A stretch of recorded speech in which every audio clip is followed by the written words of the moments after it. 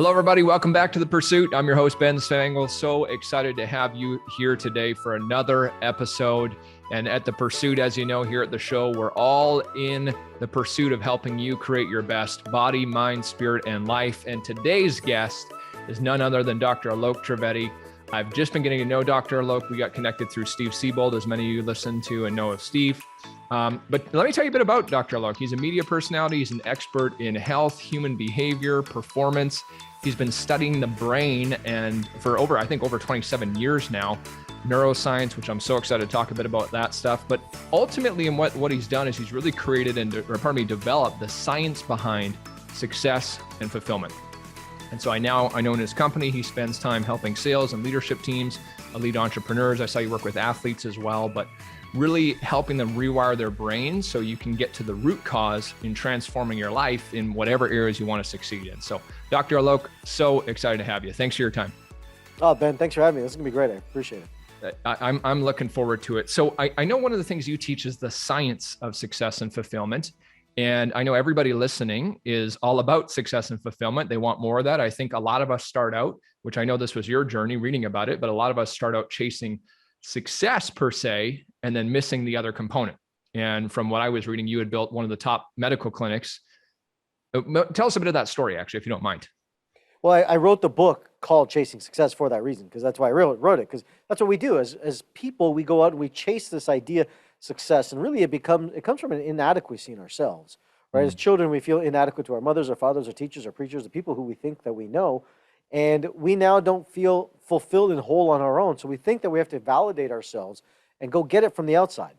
And we have to go get it from the outside, which is going to only make us feel better, which is going to make our dopamine rise for a short period of time, for that sudden hit that you get. But then all of a sudden you realize that it's fleeting and it's non-lasting and you lose it, right? And I did the same thing. I built a huge practice in the healthcare space and seeing over 1,250 patient visits a week by myself. Wow. It was an organizational machine. But I was making money. I was 26 years old and I was making like a couple $100,000 a month. And that's a lot of money for a 26-year-old kid. And I wasn't doing crypto. We didn't have crypto back then. This is like hard-earned money. And I came from a blue, what's it called? Blue collar. Blue collar. I was thinking bluegrass. Yeah. I just came from Tennessee this weekend, so that's in my head. And we literally have been just, that was a lot of money for me.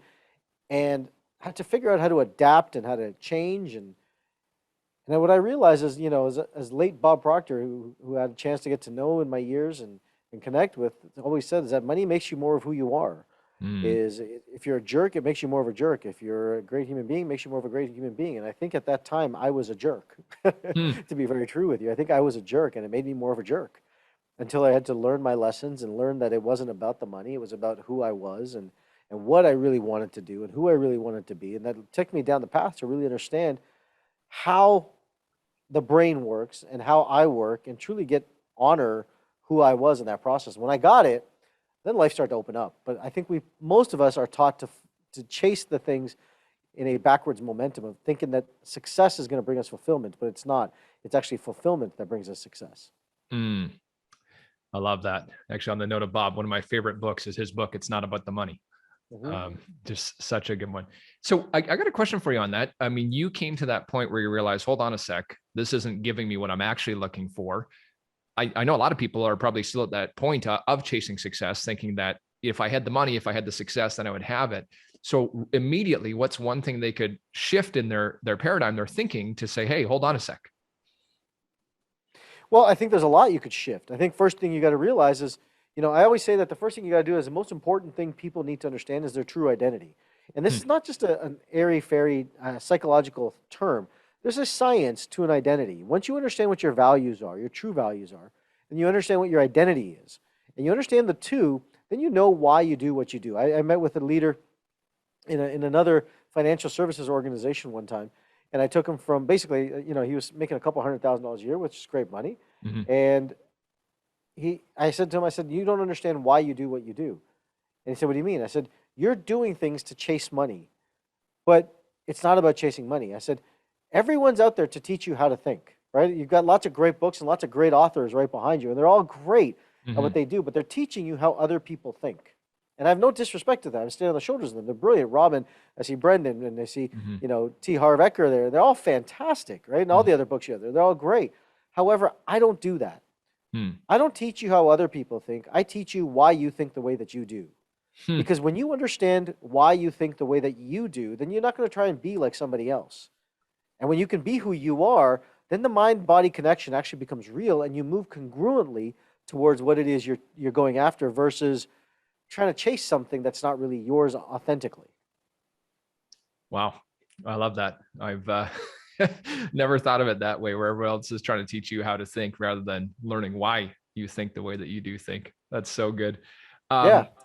If we could jump into some of that stuff, maybe. I know we were talking Sure. beforehand about just some of the neuroscience, and I know we could chat about that for hours, but why don't we talk a little bit about, I guess, even for people to understand maybe those different aspects of brain when you talk about the three primary elements of brain. Can you expand on that a bit? Well, there's three primary, I just use Paul MacLean's model inside of it to talk about it. He used the amygdala, the limbic brain, and the prefrontal cortex. Mm-hmm. And the limbic brain, the amygdala brain is the emotional. It's a reptile center. It's a lizard brain that we call it, right? And you're always responsive. You're always looking at things from a reactive standpoint. And you're looking at things and saying, you know what? This response is going to create this, this stimulus, is going to create this response. And most people think that they're the ones choosing their responses. You're not.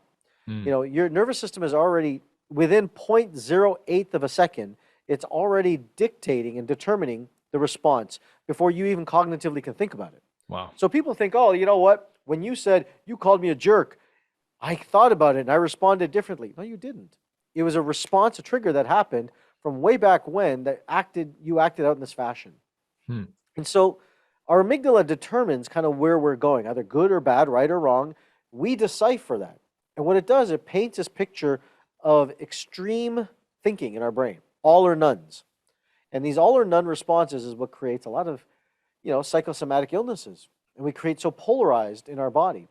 Then you've got the limbic brain. This is the emotional center of the brain. This is really the center that's thinking, and it's emotionally cognizant inside that. You have the hypothalamus specifically inside of that that's reading and analyzing all the brain functions. And inside of there sits this area that determines your values. And your values, it helps you analyze who you really are.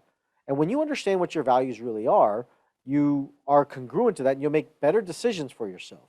See, most people don't know their values and they're living in the amygdala and they're trying to chase success without realizing what it means to them. That's why every program I ever do, I say, instead of going, what would success look like for you? Not for your leaders, not for your upline, not for your downline, not for your parents, your mother, your father, teacher, but what would it look like for you? And here's the thing people will tell me is that, oh, I think I know. But when I ask them really dig into it, Ben, it's somebody else's answer. It's never their own. So it's like, okay, you're not being authentic to who you are.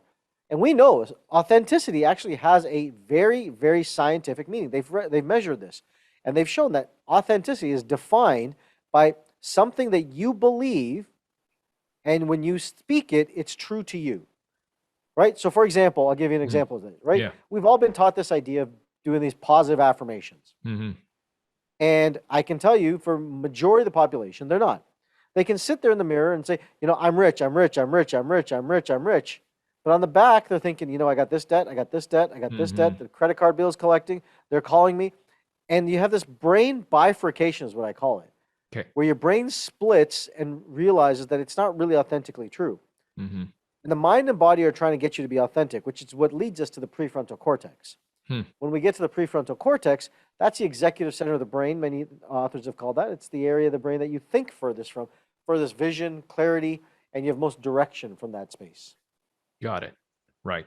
Yeah. I geeked out with you a little bit. I hope that was okay. That's awesome. I love that stuff. When you just talked about that, where you said the mind and the body, can you say that part again? They want to be congruent. What was the phrase you used? The mind and body want to become congruent. Yeah. And when they're aligned and congruent to who they are, to the mind and body being, then you move in a congruent fashion towards what's authentic to you. Got it. And you don't have those voices in your head telling you that, you're not good enough, you're not bad enough. See, I say this all the time, is that confidence is a symptom of authenticity. Interesting. Because we've got all these programs out there of people trying to be, I'll teach you how to be more confident. I'll teach you how to be more confident. That's pseudo-confidence. Pseudo-confidence goes up and down and up and down. True confidence it doesn't need it. It's when you're authentic to who you are, confidence becomes the byproduct of it. Wow. I guess that's why too, when you say one thing and then you actually do it. So I'm going to do X and then I go and do it. There's such a great feeling, is we're literally wired for that, to be congruent with what I say and what I do. I'll give you an example of this to give you some context, right? Yeah. I'm a doctor, as you mentioned earlier, and Mhm. I spent many years of my practice. I built a large practice and everything, and I teach people about health. But here's the reality of it, right? And I would sit there and I'd smoke cigarettes, I'd drink on the weekends, and I was probably about 50 pounds overweight. But I was a really good doctor. I could give really good information, but I wasn't congruent and authentic to myself inside that time. And I was falsifying it to myself. And so I would sit and say, I'm healthy, but was I really healthy? Right? Many times smokers will come and tell me, you know what? I'm healthy. All I do is smoke. Yeah, that's probably not healthy. That doesn't mean you're healthy. But it wasn't until I actually started getting congruent to who I was, right, and my training and my exercise and not smoking, not drinking, not doing any of these things, and getting really authentic to who I was. That's when I started moving towards what it is I wanted, right? Yeah. And the confidence comes when you live in your identity. When you're trying to live in somebody else's identity, you lose who you are, and you lose yourself inside of it. Relationships are stagnant. I'm going to take a tangent here, if that's okay with you, Ben. Yeah, please. Relationships are known to do this, right? Husband, wives get together, or boyfriend, girlfriend. You first start dating, you lose yourself in the other person. And then after 4, 6, 12 months comes along, you realize that the person that you've become is not the person who you are. And then you begin to resent the partner that you're with. But it's not their fault. It's you chose to lose yourself because you were infatuated with that individual. If you're authentic to who you are, you don't have to bend to who you are, and you don't have to have the other person bend to who they are. You can actually be authentic to each other and love each other for who you are. See, because the mind-body connection is really about becoming authentic, but loving the person that you really are. That's the game. So, question for you on that, on the note of identity. So how do you go from figuring out A, who you really are, but then B, what if I want to redefine my identity? I want to hear your ideas on that. Yeah, there's a neurologic process I take people through, and I do that all the time. It's a system. It's a process. I can take people through it. I can't do it here. I need to know more information, everything. Sure. But yeah, you can take people through it, and you can change your identity, change your values. You can change that structure. You can rewire it. Anything that can be wired one way can be rewired a different way. And so, I have patients, or not patients anymore, like clients that come to me from all over, and they'll be holding on to stories and patterns in their brain, and I'll rewire them, or that no longer exists. I call it the anti-therapy approach to living, right?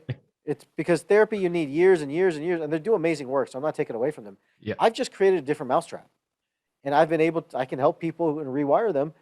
People who've been losing money and going bankrupt, rewire them. Athletes, I have a client right now, he's a billionaire, and he meets with me once a month, just spends a day with me. He's like, all right, what do I got in my head? I got to keep rewiring it, make sure that I'm staying congruent. Because they realize, here's the thing, right? Like, just like you, Ben, you realize that performers, high-level performers, want the mental edge. They want the edge, and they know it. It's in here. But I'm going to tell you something. It's not just here. It's also here. It's physically, too. Because the mind-body connection is one. And if we can't see that, we lose it. 94% of our serotonin is made in our stomach. Our feel-good hormone is made in our stomach. And so we talk about the brain and our thinking and our edge, and entrepreneurs miss the boat. They say, I want the mental edge, but then they'll go out and have McDonald's and fries and like a Diet Coke. I'm like, that's not helping you. If you really want the edge, you've got to take yourself and train yourself like an athlete does. Like mind and body getting congruent for the performance. And I consider every day a performance. How do you show up in your performance? There are days where you're off, days you're covering, and days when you're performing, but you've got to be able to dance inside of both of that. So hope that helps. That helps a lot for sure. I want to take a step back, actually, when you were talking about yourself, where you were falsifying to yourself. And I know one of the things you teach is cut the BS. Yeah. And can we talk a little bit about that too? Because I feel like I've noticed in my own life, actually, I didn't tell you this beforehand, but I want to say in the last probably 2 or 3 months, I realized that there was areas in my life where I became aware I was actually consciously lying or unconsciously lying to myself about these things that I really did want to change and pretending they weren't as bad as they were. So again, can you expand on that idea of cutting the BS? Yeah, cut the BS is, it's an acronym. It's we started that maybe 5, 6 years ago. Now everyone and their mother has that acronym. They're like, cut the BS, cut the BS. Well, the truth is that every story we tell ourselves is BS. It's all BS. Even the good ones are BS. Not the negative ones. Even the good ones are BS. We falsify ourselves to be better than we are, and we patronize ourselves to make ourselves feel better when we're worse. But they're all BS because really they're just stories we make up in our head. And so a buddy of mine, he caught me in one of my programs, and I have an intensity to me that helps me get people to break through, and I get results because of that.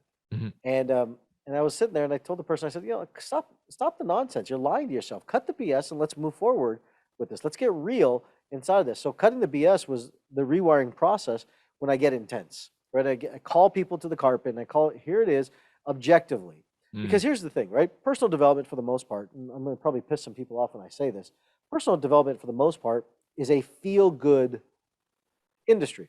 Make me feel better. That's not the industry I'm in, but that's the industry I get lumped in. But because that's not what I really do. I'm not interested in making people feel better.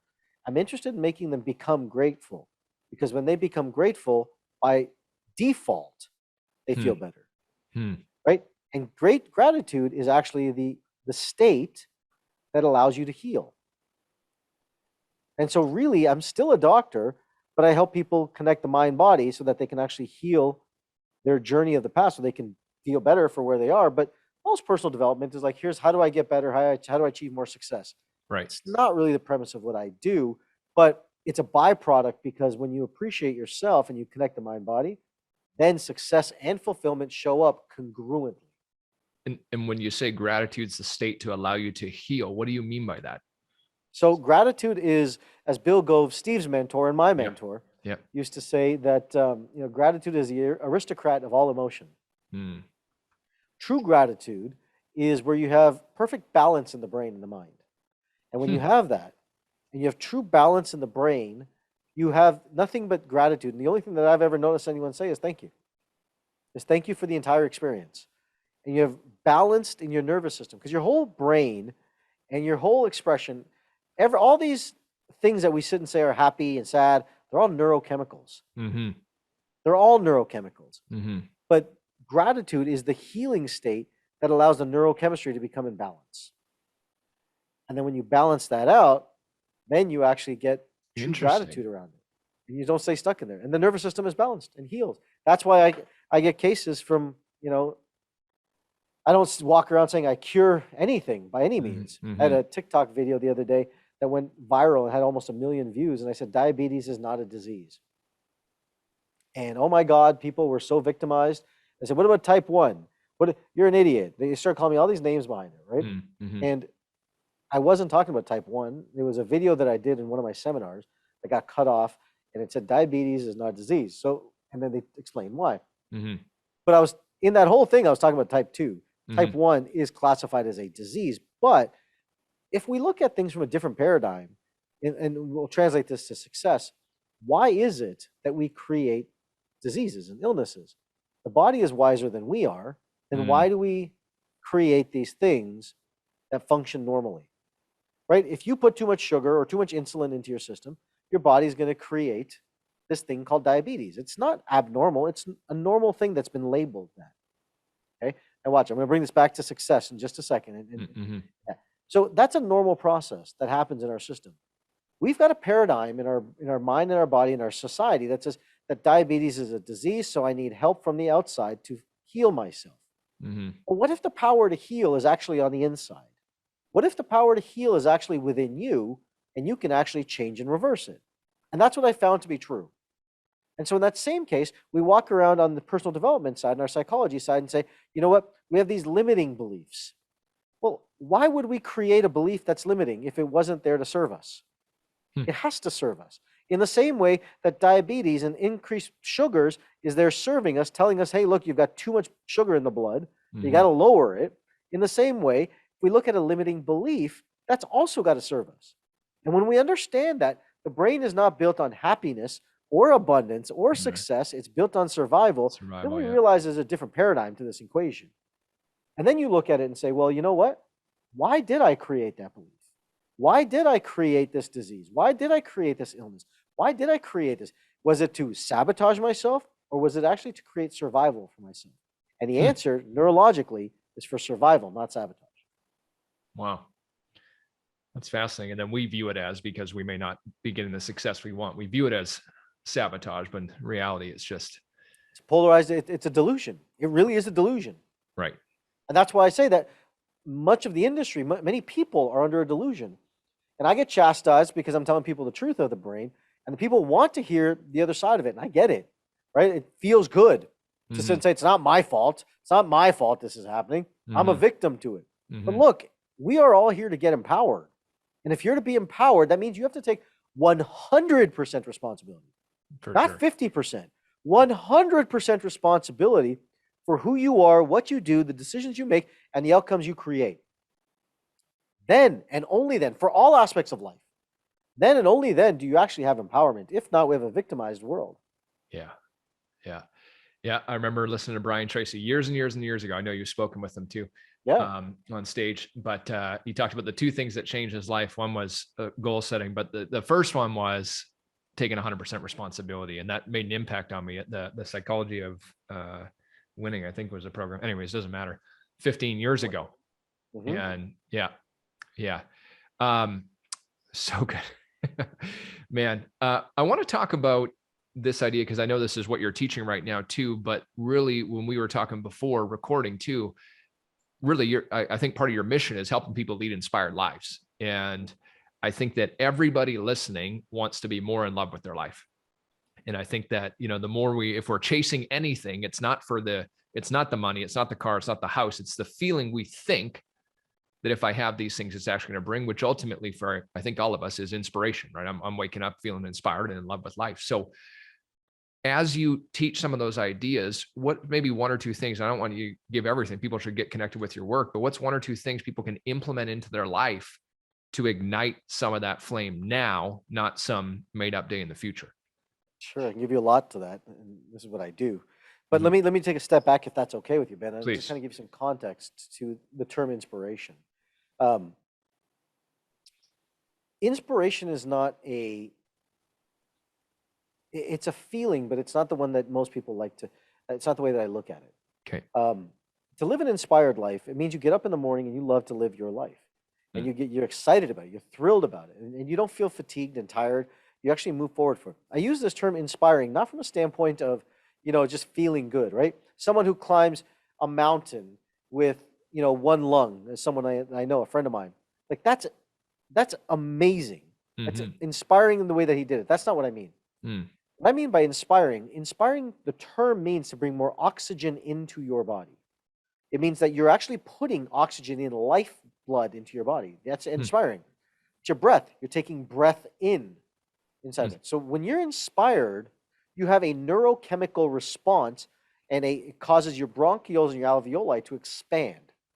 Versus when you're in a motivated state, you are actually in an expired state, and your nervous system and your bronchioles are contracted. So you get less oxygen into your system.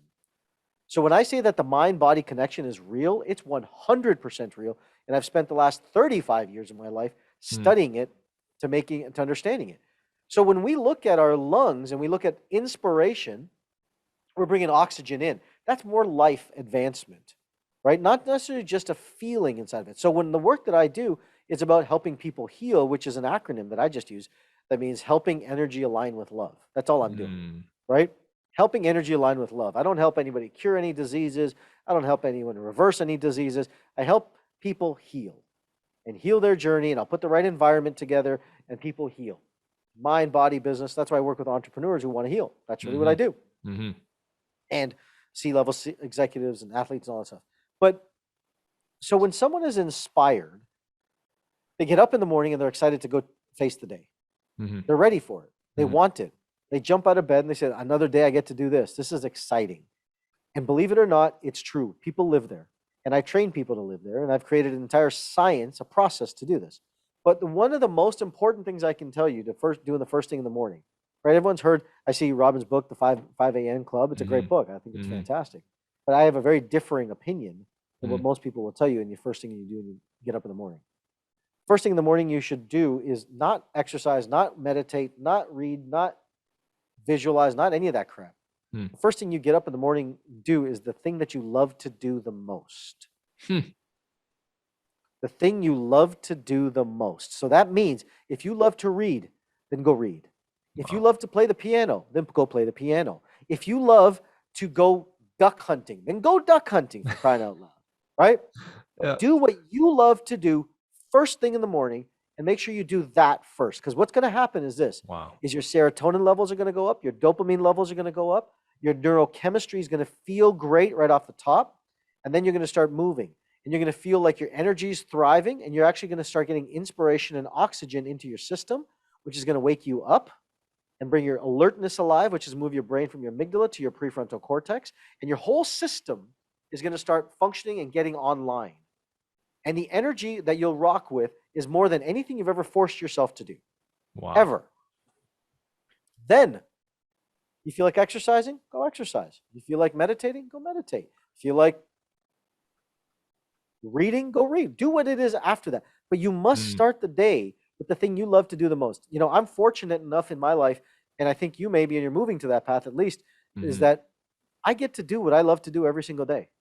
I love to teach. My highest value is a teacher. I'm a speaker and a teacher by far. I love to learn. I'm a student, just like all of you are probably watching this. I'm a student. I'm an entrepreneur. I'm a businessman. I love my businesses. I'm a dad in my family. Like, that's who I am. And money is number 5.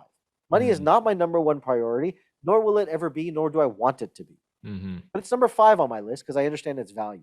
But I love to teach. I will teach all day long. You could probably tell from this interview, this energy is not manufactured. There's no coffee. There's no caffeine. This is no 5-hour energy. This is real, authentic energy. And this is after traveling for an entire week.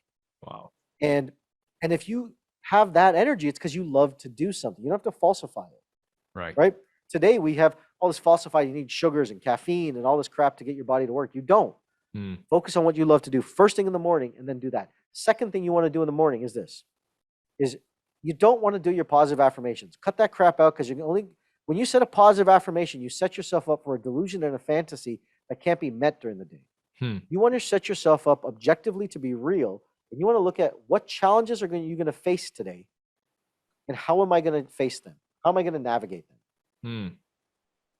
Prepare yourself for the challenges, not the delusion of the positivity and the dopamine spike. When you prepare for the challenges, you're much more grounded. I'll tell you something that most people don't realize about wealth. It's not the people who do positive affirmations that are the wealthiest. It's the ones that are the most risk averse that are the wealthiest. So if you go study the psychology of these people, and I have. People that are the most positive, and that's great. It sounds fantastic. But those aren't the ones with the most money. The ones with the most money are the most calculated, the most risk averse inside of it. They're willing to take a risk. I'm not saying they're not, but they're risk averse. They look at it, they're calculated, and they say no far more than they say yes. They say no far more than they say yes. I'll give you a little tip that I think you'll value. I was hanging out with a billionaire on his boat in July. And I asked him the question that I think anyone would ask, right? Let me ask you, Ben, what would you ask a billionaire if you had one question to ask him? That's a great question. I've never even thought of that. One question only. I don't know, probably something like, how'd you get there? How do you get there? Okay, that's a good question. I had the opportunity to ask those, and then I was picking his brain, and he said, then I said, what books do you read? He said, I hate this question. He said, because everybody thinks that billionaires read all these books. He goes, here's the truth. He goes, billionaires are too busy making money. They don't have time to read books. Wow. And I said, that's damn good. Because what they do is they find the people who've written great books, and they go buy them for the day. Wow.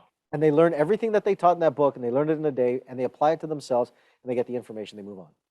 Wow. And I'm like, oh my God, that was pure gold. Pure gold. I never even would have thought about it that way, right? Because everyone's like you, right? Like, you got to read books, you got to read all these books. I love reading too. Yeah.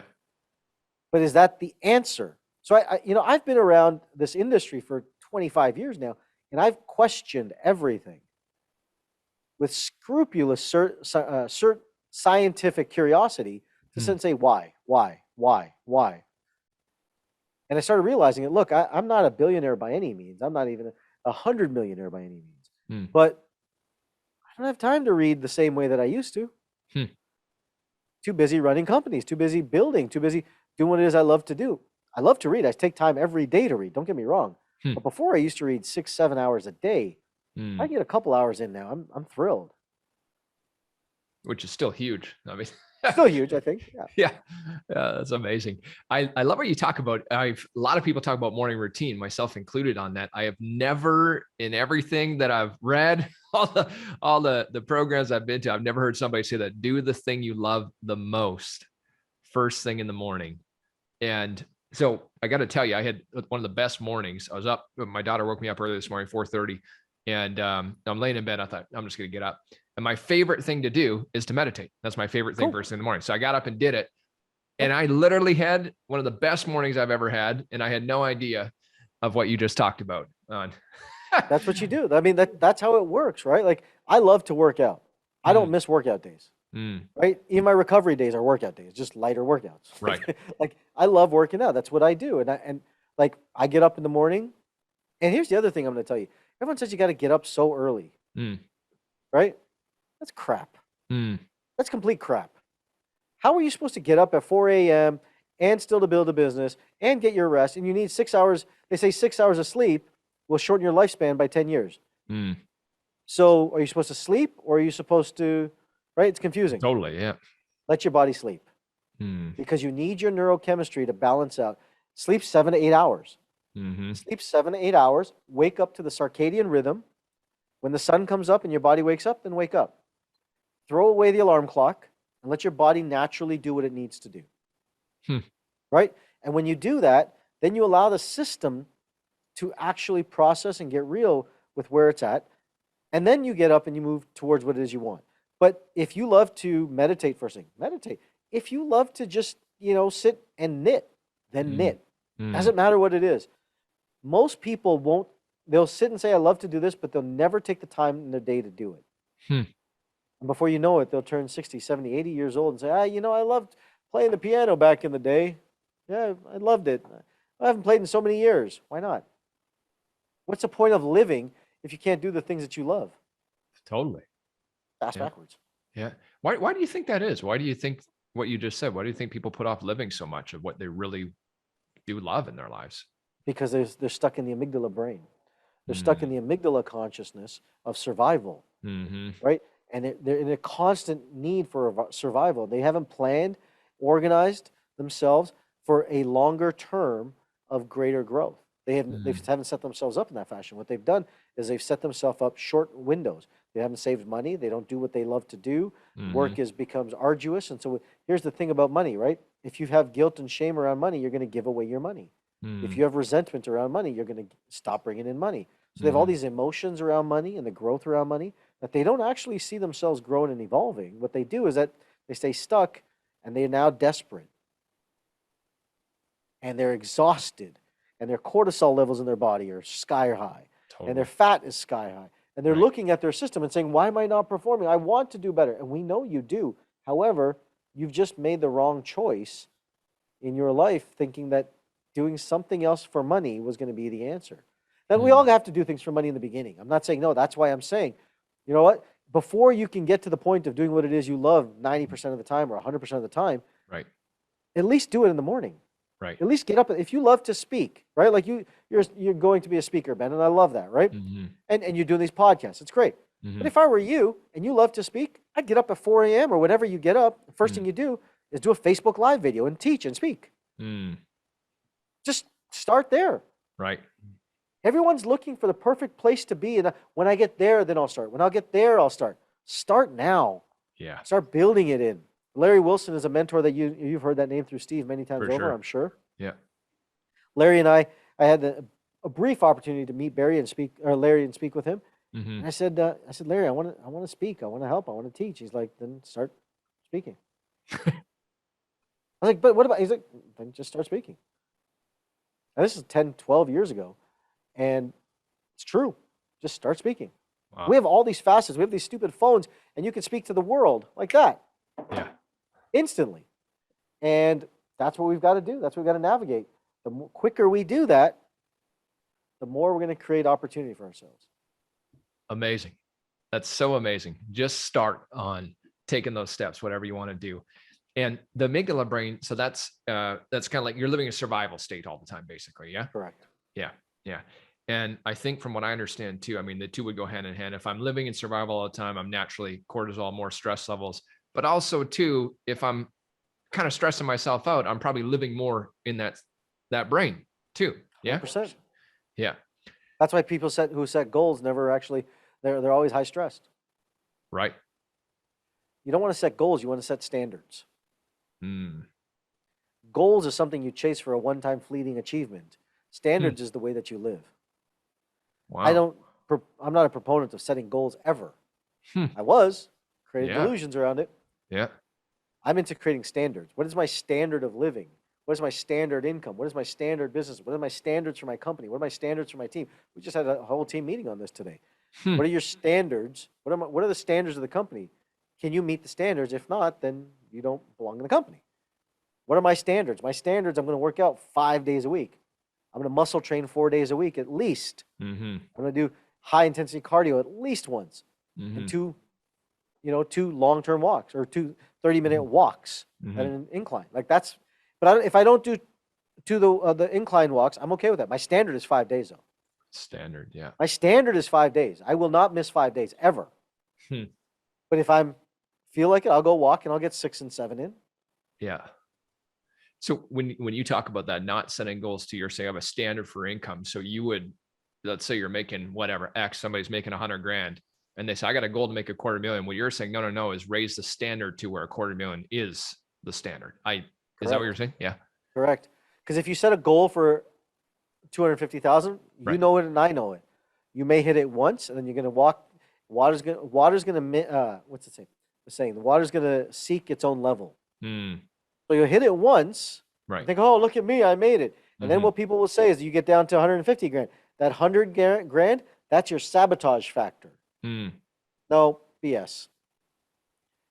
You were only worth 150 grand. That's what you believed you were. You will never outgrow the identity of who you are. And your identity is your identity. So if your identity is 150,000, then that's where you're going to be. You may hit this once, but then you'll judge yourself, and I call that the sabotage factor of 100 grand inside of that. But then you're going to judge yourself, beat yourself up, and problem is you won't actually get there, which increases your cortisol, increases your amygdala brain, stops you from ever being authentic to yourself, and you'll get angry, frustrated in people that you're with, the business you're in, and everyone around you. Wow. They'll never outgrow your identity. Yeah. So I guess all of what we're talking about is really the process of how do I raise that identity? How do I raise? Yeah. I don't know. You have to raise your identity. How do you just be your identity, right? You don't want to raise it. Like you want to raise your standards, but you want to be your identity. Interesting. Like my identity is my identity. Now, if I want to raise my standards, you do that. You grow, you evolve, you do that. But my identity is my identity. My identity is I'm a speaker and I'm a teacher and I'm a healer. I'm a dad. That's what I do. That's my identity. Yeah, it's so interesting. You get to do it at higher levels. Yeah. I was even thinking to myself, and as I used to think up until right now, the context of identity is, well, I earn X amount of dollars or whatever it might be. But really what we're talking about again is that's a standard that I've developed versus the identity of who I am. I'll give you an example for coming from your world and your business, right? Sure. People that set income goals are always going to chase success. Always going to chase success because that's something from the external factor that you don't really have control over. You really don't have control on the income. What you have control on are the drivers that move you towards your income. So when you set the standards for yourself, let's say you set yourself a standard for yourself that you have to do 100 calls a day. And that's just what you do. If you do 100 calls a day, it's going to get you to a point of, 1,000 calls or 300 calls, 3,000 calls a month. And that's going to get you to closing percentage. It's going to get you to a certain percentage. Great. Now you can factor that. You can manipulate that by changing your closing percentage or your call number. That's how you manipulate that. Mm-hmm. And I'm being very generic. I understand that. Right. I'm completely being generic. I understand. Yeah. But at the same token, if the standard is 100, then that's what you do. No matter what, you get the 100 calls in. But today you get 80, and tomorrow you get 120. The day after that you get 40. The day after that you get 170. That's not a standard. There's no consistency. Mm-hmm. See, the brain is seeking patterns and stabilizing patterns. So if you set itself that here's my stabilizing pattern, here's what I'm going to do, and then increase it by 10%, you'll have growth.